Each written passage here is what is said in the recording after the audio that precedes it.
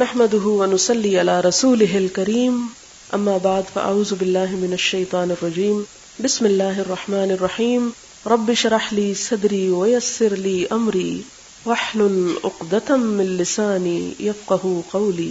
کہتے ہیں کہ ودعاؤکم ایمانکم، یہ بھی ایک آیت کو سورۃ الفرقان کی کوٹ کیا گیا ہے یہاں کہ تمہارے رب کو کیا پڑی لولا دعاؤکم، اگر تمہارا پکار نہ ہوتی. تو یہاں دعا کا معنی بھی دراصل ایمان ہے. ایک تو دعا کا معنی ایمان کیا گیا اور دوسرا دعا کا معنی دعا ہی ہے. دعا کرنا ایک فعل ہے، ایک عمل ہے، اور عمل جزو ایمان ہے. یہاں اس عمل کو ایمان کا حصہ قرار دیا گیا. دعا اور ایمان کا صلہ کیا ہے؟